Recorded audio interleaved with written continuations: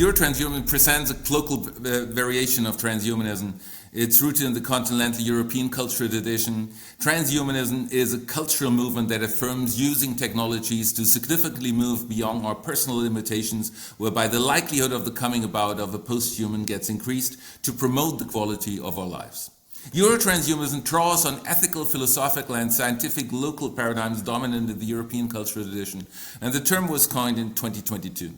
It represents an alternative to classic transhumanism, the most dominant form of transhumanism which emerged from the Anglo-American cultural tradition and whose most famous living proponents include Nick Bostrom, Elon Musk and Peter Thiel. So transhumanism is the most paradigm-shifting idea in the world because it undermines the dominant worldview of the past 2,500 years. It takes evolution seriously, is aware that human beings came about 300,000 years ago due to a genetic mutation, and is conscious that in 300,000 years' time we will have died out or developed further. Hence, it stresses the need to take responsibility for our lives and give form to our existences by means of emerging technologies. This is a fundamental self-understanding of transhumanists. We need to significantly move beyond our current boundaries such that the probability of the coming about of the post-human increases, as thereby we can increase the quality of our lives. The history. The word transhumanism can be traced to the Divine Comedy by Dante, as he coined the term transhumanism. Thanks a lot for Natasha Vita-Moore sort of doing the research on that issue. However, it referred to a development in the afterworld. The first intellectual to connect the term transhumanism to an imminent development of this type was Julian Huxley in 1951, not 1957, or the New Bottles for New Boy, which is always cited. Already in 1951, he published an article on that topic, and he thereby created sort of the foundational version of transhumanism. He also employed the term evolutionary humanism. Julian Huxley was the first general director of the UNESCO, was involved in structuring the Universal Charter of Human Rights, was also the president of the British Eugenics Society, and his entire family was deeply entangled with the development of the theory of evolution. His brother was Aldous Huxley, who wrote the famous anti-transhumanist novel Brave New World. His grandfather was Darwin's bulldog Thomas Henry Huxley, and his half-brother was a Nobel Prize winner Henry Fielding Huxley, who's not that as well known as his brother, so winning the Nobel Prize is not always sort of in your best interest concerning long-term impact. Varieties of transhumanism. Huxley developed the intellectual foundations of transhumanism and slowly became a central cultural movement since the beginning of the 70s. However, there has never been just one transhumanism. Different streams need to be distinguished, whereby the following three approaches are of particular relevance. Firstly, original transhumanism, which is different again from foundational transhumanism, as with Julian Huxley. So original transhumanism. In the 80s and 90s, FM 2030, Max More and Natasha Moore turned transhumanism into a broader cultural movement. The text, Are You a Transhumanism? Monitoring and Stimulating Your Personal Rate of Growth in a Rapidly Changing World by FN 2030. That was a text from 1989. And Transhumanism Towards a Futurist Philosophy by Max More from 1919 are foundational sources for contemporary transhumanism. Natasha Vita-Moore, who already wrote a Transhumanist Manifesto in 1983, has been the central female voice promoting transhumanism for more than 4 decades.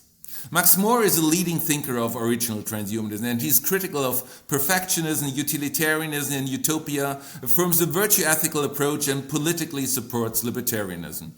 I'm very close, actually, to Max More in many different respects, maybe not on the political side, but in many other respects.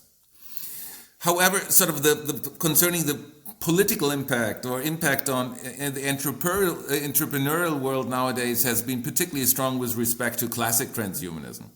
In 1998, Nick Bostrom, David Pearce founded the World Transhumanist Association. From 2005 until 2024, Bostrom was the director of the Future of Humanity Institute at the University of Oxford, which was largely responsible for developing classic transhumanism, a philosophical approach which defends utilitarianism, perfectionism, and the relevance of utopias. These ideas have had a strong impact on Silicon Valley entrepreneurs like Elon Musk, who donated £1 million British pounds to the FHI in 2015, contributed a blurb to Bostrom's book Superintelligence, and popularized many of Bostrom's ideas like the simulation hypothesis.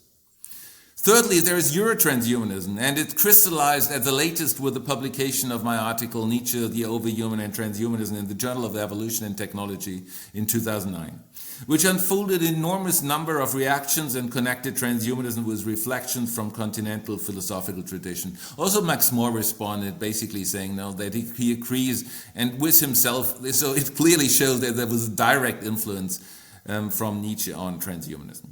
It draws on the philosophical reflection by Heraclitus, Spinoza, Goethe, Wagner, and Nietzsche.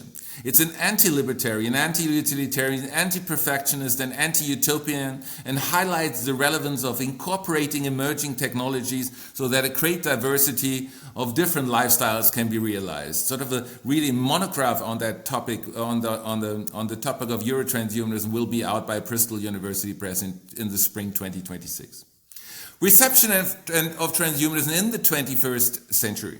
There are 4 different stages in the popular reception of transhumanism. They can be clearly distinguished in the 21st century.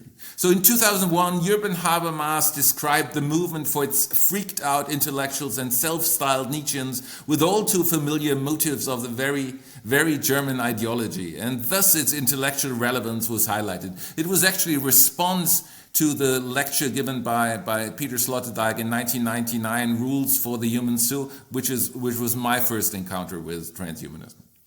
In 2004, Francis Fukuyama, by the way, Peter Sloterdijk is not a transhumanist, he's even more bioconservative than Habermas. Anyway, in 2004, Francis Fukuyama referred to transhumanism as the most dangerous idea in the world in the Foreign Policy magazine, whereby a wider intellectual engagement with transhumanism was realized. In 2013, Dan Brown published his international best-selling novel Inferno, with which a public reception of transhumanism has been initialized. In July 2024, Elon Musk created the America PAC Political Action Committee to support the political campaign of Donald Trump, and the organization was backed by many other billionaires, venture capitalists, entrepreneurs, and infamous companies like Palantir. Politics of transhumanism today. The final stage reveals the political relevance of transhumanism today, which is extremely complex, as there are several antagonistic attitudes towards transhumanism solely within the US American government. Firstly, there's a strong pro-transhumanism strain within the Trump administration, and the co-founder of Palantir, Peter Thiel, was a major donor of Vance's 2022 Senate campaign in Ohio, and Vance also worked for Thiel's venture capital firm, Mithril Capital. In 2021, Thiel was also responsible for realizing a meeting between Vance and Trump, which made him become Trump's running mate. Thiel and Musk led separate companies which later merged to PayPal. Both embrace versions of transhumanism. While Musk is particularly concerned with existential risks, Thiel is particularly interested in increasing our health spans, which is the reason why he was donated significant sums to the SENS Research Foundation, an outgrowth of the Methuselah Foundation. Jim O'Neill, while he was running the Thiel Foundation, and while doing so he co-founded the Thiel Fellowship, which has already had an enormous economic impact, as it supported Austin Russell, Vitalik Buterin, and Lacey Guo, among many other distinguished recipients. Jim O'Neill also served as CEO of SENS Research Foundation from 2019 until 2021.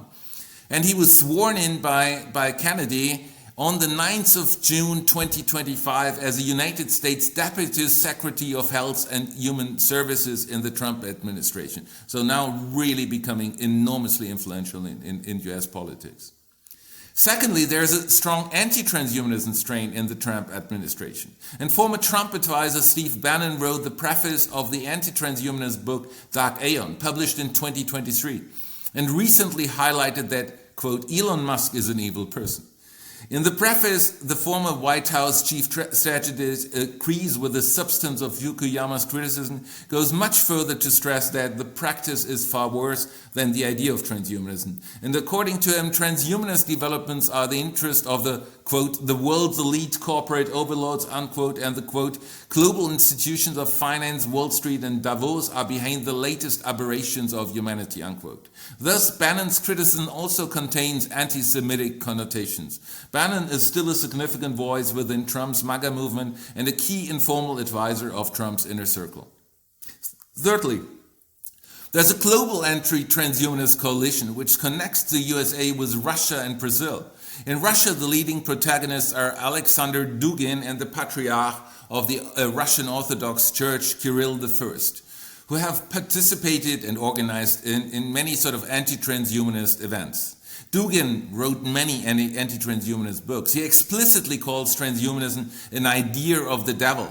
And according to him, pluralism, the LGBTQIA+ movement, and all the other evils of the world are manifestations of the transhumanism, which he portrays as antagonist of orthodox truths. So basically, the war against the West is basically a war against transhumanism.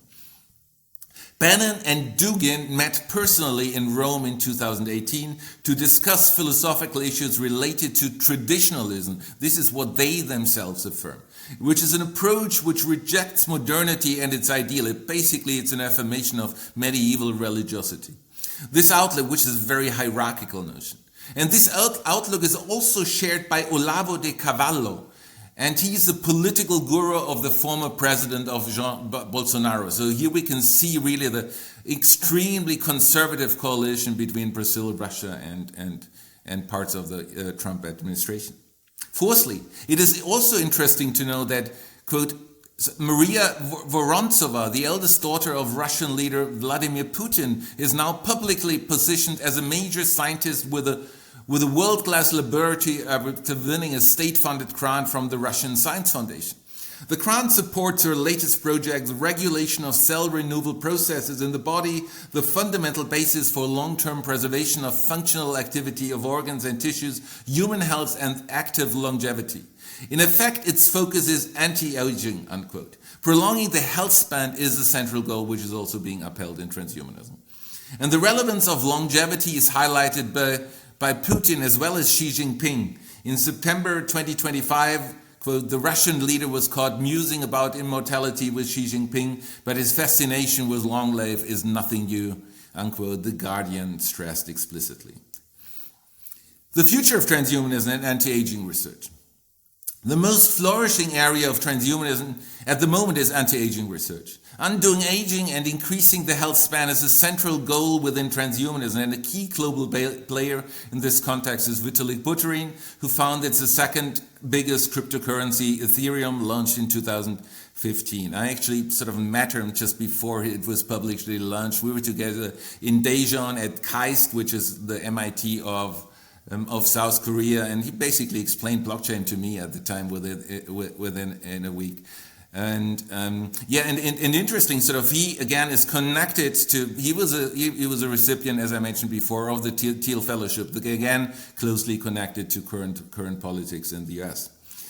He received the Thiel Fellowship in 2014, which enabled him to do so, and he launched the pop-up city of Tusala in Montenegro in 2023, which has played a significant role in the development of Italia, which is a decentralized city focused on longevity and biotech innovation, located in the Prospera Special Economic Region or Economic Zone in Roatan, Honduras, where several longevity events have been hosted.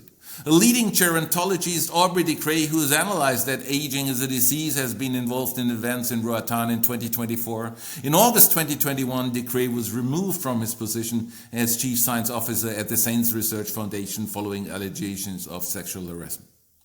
Buterin also counts as an influential facilitator within the local innovation ecosystems of Chiang Mai in Thailand, a former hub for longevity research. Workshops on topics including defensive accelerated decentralization, stablecoins, AI, and biotechnology are being organized in interactive pop-up communities like Edge City Lama, which took place in Chiang Mai in the fall of 2024. And they now continue in Argentina and many other places in the world. And there's a global trend of crypto communities to support anti-aging research. And there's obviously, the pop-up cities is, it's clear that there's a close connection with the crypto community, because the crypto community basically, they don't want to pay taxes, so they need to move like every 3 months to another city, so to another country in order. Then there's no location where they're actually forced to pay taxes. So that's sort of the connection between pop-up cities and the crypto community. Eurotranshumanism. The roots of Eurotranshumanism can be traced to the 2009 publication of the article Nietzsche, the Overhuman and Transhumanism. Core elements of Eurotranshumanism were further developed in the monographs on transhumanism from 2020, we've always been cyborgs from 2022, and philosophy of post-human art from 2022. I also developed them in some for the German language publication, which came out in Korean and other. And of course, in sort of the book Euro-Transhumanism, forthcoming in 2026 with Bristol University Press.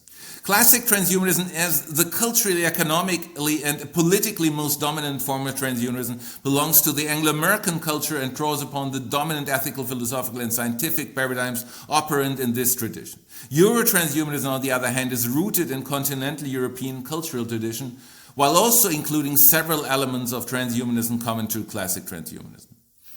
Classic transhumanism and Euro-transhumanism differ significantly in their approach to central philosophical issues. Firstly, while classic transhumanism upholds several versions of utopias, long-termism, and many others, Euro-transhumanism rejects the affirmation of any utopia due to paternalistic and potentially totalitarian implications.